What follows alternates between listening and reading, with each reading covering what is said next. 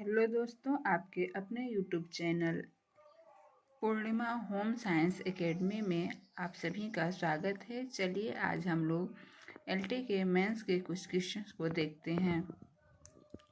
पहला क्वेश्चन है, श्वसन एवं श्वासोच्छ्वास को परिभाषित कीजिए। उदाहरण सहित श्वसन के प्रकार समझाइए। मानव के श्वसन अंग का सचित्र वर्णन कीजिए तथा कार्यविधि की व्याख्या कीजिए। देखिए आंसर कैसे लिखना है।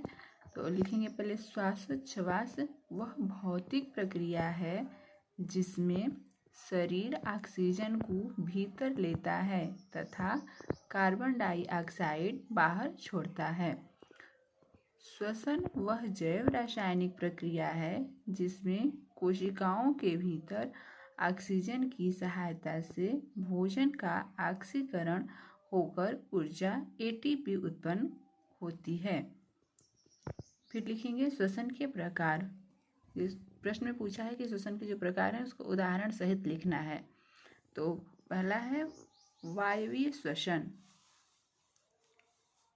वायवीय श्वसन ऑक्सीजन की उपस्थिति में होता है, जैसे मनुष्य में ग्लूकोज का पूर्ण ऑक्सीकरण। वायवीय श्वसन में लिखेंगे ऑक्सीजन की उपस्थिति में होता है, जैसे मनुष्य में ग्लूकोज का पूर्ण ऑक्सीकरण। सेकेंड है अवायवीय श्वसन। अवायवीय श्वसन ऑक्सीजन के अभाव में होता है। अवायवीय ऑक्सीजन कब होता है? तो ऑक्सीजन के अभाव में होता है, जैसे खमीर में अल्कोहल निर्माण, मांसपेशियों में लैक्टिक अम्ल बनना।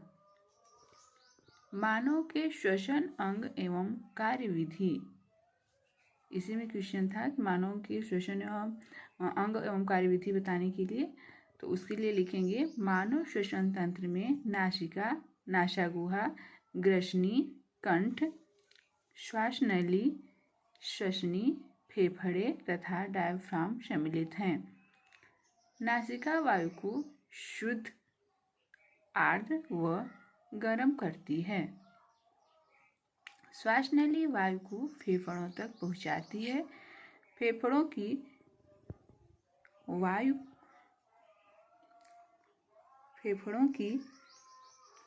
वायु कोशिकाओं एल्वियोली में गैसों का आदान प्रदान होता है। ऑक्सीजन रक्त में जाती है और CO2 बाहर आती है। श्वास लेते समय डायफ्राम नीचे जाता है और वक्ष गुहा का आयतन बढ़ता है। प्रश्वास में उल्टा होता है। रक्त ऑक्सीजन को कोशिकाओं तक पहुंचाकर ऊर्जा उत्पादन करता है। फिर निष्कर्ष लिखना है। निष्कर्ष में लिखेंगे श्वासोच्छ्वास और श्वसन मिलकर जीवन निर्वाह की आधारभूत प्रक्रिया बनाते हैं। इसके बाद देखिए हमें एक चित्र बनाना है। ये हमारा चित्र है मानव श्वसन तंत्र का नामांकित चित्र। ये है डायाफ्राम। चित्र बना करके हमने नाम भी लिखा हुआ है। और ये जो है ये ब्रोंक्यूल्स हैं। ये दायां फेफड़ा है, ये बायां फेफड़ा है और ये दायां फेफड़ा है। ये है ब्रोंकाई, ये है दायां ब्रोंकस और ये है बायां। ये श्वासनली है, ये है कंठ, ये मुखगुहा और नासाद्वार।